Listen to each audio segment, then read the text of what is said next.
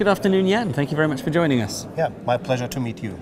Now, you were saying to me just before we started that you've got a very unique, I suppose, category in the supply chain world, and certainly have a huge experience in the world of risk management. Perhaps if you could tell us a bit more. We built a niche product, tank containers for hazardous cargo, compared to box containers. That is a niche market. You always put hazardous cargo in tank containers, and therefore we take a lot of attention that we build safe equipment, because this equipment is carrying risk. Of course, so what kind of risks are you regularly finding yourselves up against? There are categories of the risk if you transport hazardous cargo: flammable, toxic, explosives, and all these kind of things. So what approaches are you seeing your customers then taking to managing risk, and how is your product fitting in with that?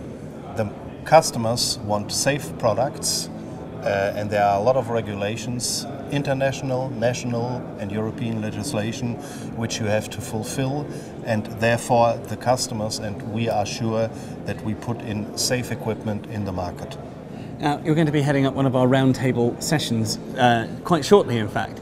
Perhaps if you could tell us a little bit more about what you're going to be talking about and discussing. We think that the hazardous cargo is very safe handled on site, and it's very safe handled when it arrived at point B. So between point A and B there could be risks, because the equipment is safe, but how do you monitor your hazardous cargo? And I think there is room for improvements, and we would like to inform the market what already is available.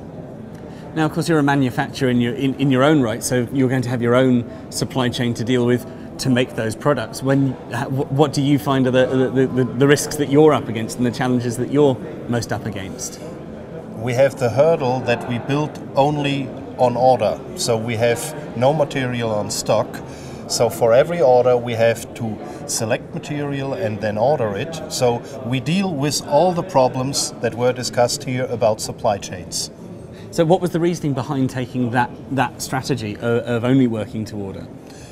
We are a tailor-designed niche market manufacturer, and therefore it would be wrong to have stock material, because the stock material would never match with the real sold goods.